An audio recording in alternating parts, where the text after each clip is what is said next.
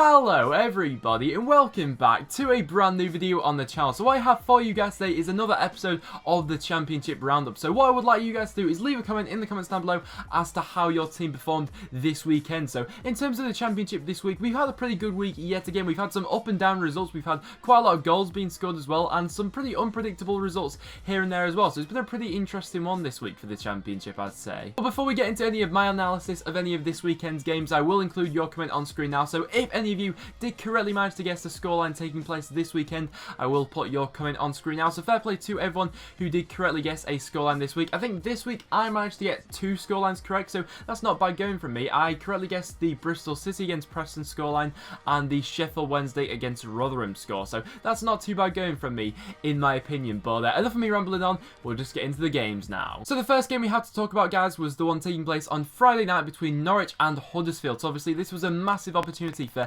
Alex Neil and Norwich to get back on track really with a victory in this one. Of course, playing at home in this game, but Norwich in this game were just really poor in this match, and this has just piled the pressure back onto Alex Neil as Norwich did waste a lot of chances in this game. So it'll be an interesting one actually as to what Norwich do in January, whether, you know, if they are going to stick with Alex Neil, whether he'll be backed in January to go out and try and rectify the rest of this season or not. But in terms of Huddersfield, they really did look excellent in that match, so fair play to Huddersfield. They've been a bit inconsistent lately, but in this game they really did take the game to Huddersfield. I thought the standout performances were probably from Kachunga, who managed to get 2 goals, and also Palmer as well had a very decent game for them. And then for our next match, guys, we have Blackburn Rovers coming up against Reading. So this is one of the big scorers of the weekend, which I wasn't really expecting this one to be a big scorer, but Blackburn in the end managed to lose 3-2 to Reading at home. So once again, a really bad result for Blackburn here, which keeps them in the relegation zone. So you know, this is it was quite a hard fought victory in the end for Reading, which keeps them up in terms of the playoffs, but in terms of the promotion push at the end of the season. But I do feel like in this game Blackburn will be left to regret their missed chances. I think especially in the first half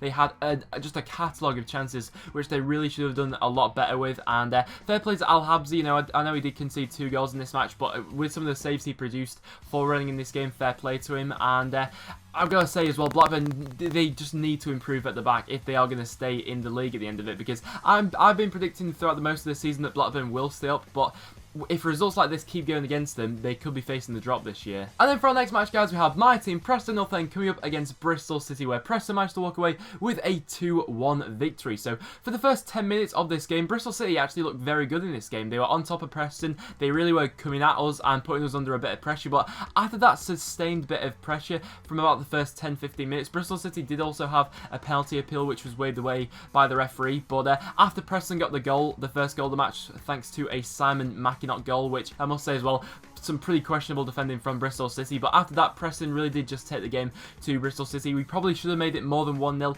in the first half. I know Callum Robinson missed a very good chance in this one as well, hitting the crossbar. But Bristol City managed to get back into the game with a Wilbraham header, but that, you know, equaliser was short-lived thanks to Daniel Johnson, who managed to win the game for Preston North End. And he actually scored a goal with his right foot, which is just unheard of for Daniel Johnson, so fair play to him for that. But it was DJ who won it. Once again, Bristol City's defending really wasn't at its greatest in this game, and this result, you know, was really catapulted Bristol City down the table, which is a really, you know, shocking one to me. You know, it wasn't too long ago since Bristol City were in the playoffs, but this current run that they've gone under has been just awful, really, and it has actually landed quite a bit of pressure on their manager Lee Johnson. So I'd love to know some Bristol City fans' opinions as to what you think should be done for the rest of the season. Do you think you need to invest perhaps in January in a couple of other positions? Because Lee Johnson, I think, is adamant that he needs to go out and buy some more players, but with the way that things are going, it's not been great for Bristol City. Preston, on the other hand, things are looking up for Preston. Could it be playoffs at the end of the year?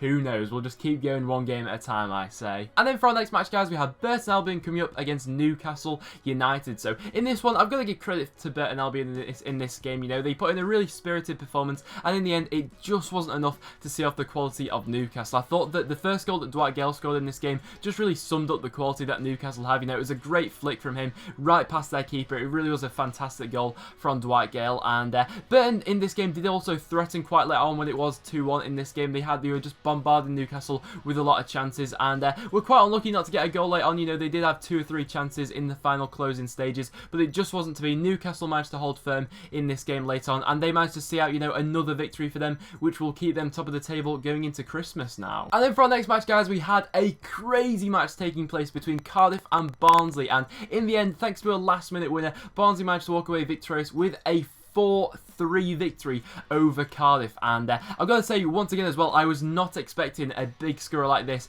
from this match. You know, from Neil Warnock's side, what you normally stereotypically think of a Neil Warnock side is for them to be solid at the back, to keep things tight for the majority of it, and to snatch a goal here or there. That was just the opposite of what was going on in this match. Cardiff's defending for some of these goals. I mean, Barnsley weren't great at the back, but some of Cardiff's defending in this one was absolutely abysmal in this game. And you know, Neil Warnock was left furious after this game in his post-match interview. He was absolutely fuming, and he actually said as well that January can't come quick enough. So obviously he's got plans for this Cardiff squad in January, but with results like this, you know, Cardiff really do need to start picking up, you know, home victories in games such as this against Barnsley. But fair play to Barnsley, you know, they've managed to once again get yet again another victory, and Barnsley at this point in time really do seem to be on a good bit of form after it wasn't too long ago where Barnsley were really struggling with a bit of form, but they managed to turn that around now, and this result has actually lifted them to 12th in the Championship. So fair play to Barnsley, a very well deserved victory for this one. And then going into our next match, guys, we have Fulham coming up against Derby County. So this one in the end managed to finish as a 2-2 draw, and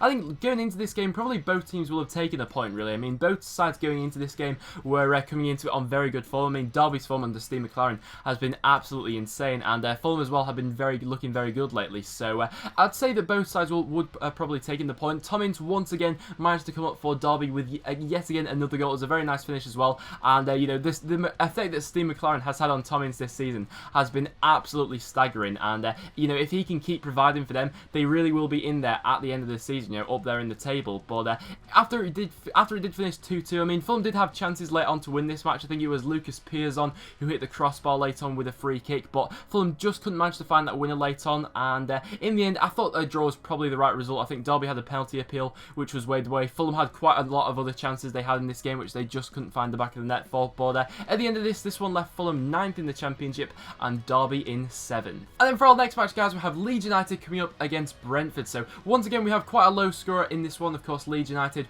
walking away with a 1-0 victory thanks to a late minute Kyle Bartley winner in this one. But I've got to say, I did think that Brentford were quite unlucky in this one. I thought for the majority of the match they were actually taking the game to Leeds, and of course they got very unlucky with that goal which got disallowed, and as well as that they created quite a lot of chances in this game and really were unfortunate not to come out with anything. I thought that they certainly weren't outplayed in this game, which we know that Brentford have been, you know, drastically outplayed, you know, times this season. You know, the Norwich game springs to mind when you think of that, but this, in terms of this defeat here, they weren't outplayed in this match, and with a bit of luck they would have got something from this match, possibly even all 3 points. But in the end, a massive result for Leeds United, which once again keeps them ticking over near the top of the table. And then for our next match, guys, we have Nottingham Forest coming up against Wolves. So in this game, I've got to say, Nottingham Forest were very poor in this game, and to be honest, I thought this would be a perfect opportunity, really, for Forest to go into this game against Wolves, play without any fear, really, and build on that point they got against Preston. You know, it's a home game, you'd expect them to be taking the game to Wolves, but that just wasn't the case in this game, and, you know, looking over it, it just looked like a team of individuals from Forest, really. Nothing seems to be clicking with anyone in this team, and, you know, Wolves took full advantage to them, and fair play to that. You know, I think that quite a bit of patience is running out at Forest now with Montagnier. Let me know in the comments down below, Forest fans, what is your opinion of your manager at this point in time. But Wolves did a great job in the end, and that goal from Helder Costa, by the way, was absolutely fantastic from him. You know, it was such a tight angle that he managed to squeeze it into the back of the net. A fantastic finish for him. Wolves weren't their best in this game, but in the end, it was enough to see off this very poor Forest side. And then for our next match, guys, we have Sheffield Wednesday coming up against Rotherham. So this is once again my second prediction, which I managed to get right this week, guys. Managing to finish 1-0 to Sheffield Wednesday in the end, and I've got to say, it was not a convincing performance from Sheffield Wednesday, which really you'd expect, you know, coming up against a side like Rotherham. No offence to Rotherham, but where Sheffield Wednesday aspire to be at the end of the season, they really should be doing better in these sort of matches, and it did take a last minute penalty to actually win the game for Sheffield Wednesday. But in this game, I felt like Rotherham were quite happy to sit back in their own half in this game, try and grind out a point in this game. I felt like that's what their game plan was going into this one. But I've got to say, Rotherham were incredibly unlucky in this one. Of course, they got the goal which was disallowed.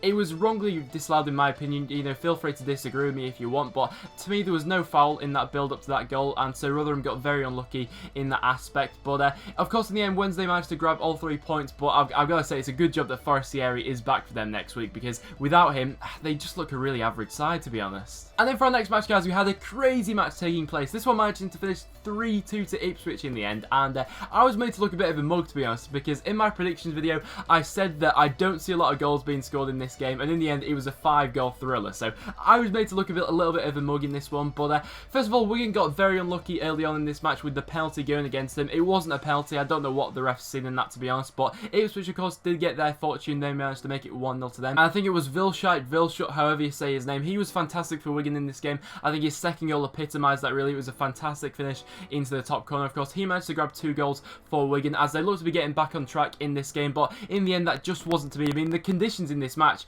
were absolutely horrific. The amount of fog that was actually taking place was just absolutely mental in this game, but it was a late winner from David McGoldrick, which managed to seal all 3 points for Ipswich, and this victory for Ipswich has actually lifted them up to 15th in the Championship, which means it's a bit of relief from the McCarthy, but it's still underachieving them this season. But this has left Wigan still in 23rd place, and quite a bit of luck did go against Wigan in this match, that has to be said, but these are the sort of games which Wigan really do need to start picking up points in if they're going to avoid the drop at the end of the season. And then for our next match, guys, we had the late kickoff on Saturday taking place between Birmingham and Brighton. So in the end, this one managed to finish 2-1 to Brighton in the end, and I've got to give it to Birmingham and Gianfranco Zola, to be honest, because they did honestly play quite well in this game, and they were going up against a very tough Brighton side. I know a lot of people were predicting a big scoreline for Brighton, but Birmingham did keep it quite tight in this match and actually took the game to Brighton. I thought they had a lot of good chances in the first half where they could have potentially taken the lead against this Brighton side. They just couldn't do that, but of course it was Jukovic who managed to take the lead for Birmingham in this game, but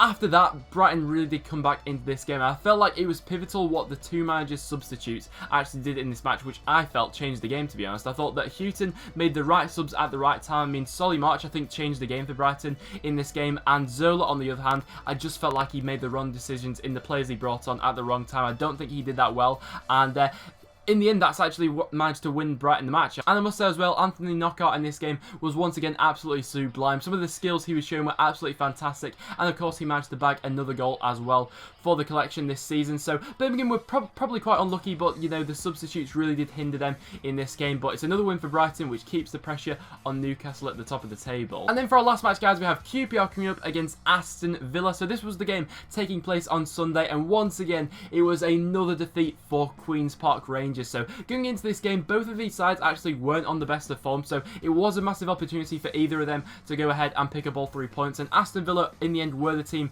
who actually capitalised on it. And I feel like once again I've got to give a shout out to Alex Smithies in net for QPR. Once again, he had a great game. He was there. He saved quite a lot of chances that Aston Villa had in this game. He also saved the penalty as well from Jonathan Kodjia, and I've got to say, there's surely going to be teams sniffing around Alex Smithies. With the recent form that he's been showing at QPR, in January, I wouldn't be surprised if someone wants to come in and actually poach Smithies from QPR. And if that was to happen, what sort of mess would QPR be left in for the rest of this season? I mean, at this point in time, they're only 3 points off relegation, and going forward, they just seem so limp, really. I mean, Cherry's really been underperforming lately. He's the sort of player which you'd expect to get something, a reaction from, really, but lately, he's really been showing nothing. And going forward as well, I think they've been very poor as well. So January could be a decider for QPR, whether they're going to stay up or go down, because I really do think that they're lacking options going forward this season. So January could be massive for QPR. So let me know in the comments down below, QPR fans, what do you think needs to be done in January if you're going to salvage, you know, something from the rest of the season? But fair play to Aston Villa. You know, this could spark them getting back on track now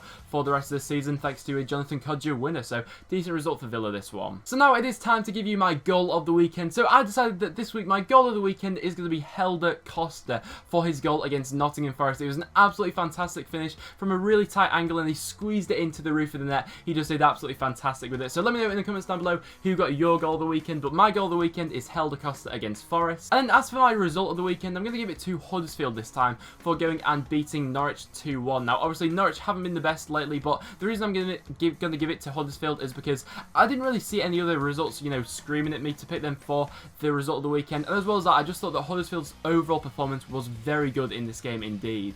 So there you have it, guys. That will wrap it up for this episode of the Championship Roundup. So if you have enjoyed this video, make sure you do leave a like. It is always massively appreciated. As well as that, make sure you do leave a comment in the comments down below as to how your team performed this weekend. I'd be very interested to know. But like I said, guys, that will now wrap it up. So make sure you do leave a like if you have enjoyed. Also, as well, make sure you check out all the other links in the description down below. Make sure you follow me on Twitter. I always tweet before I upload a video. Therefore, you'll never miss a video ever again, guys. But apart from that, thank you so much for watching, and I'll see you all in the next one.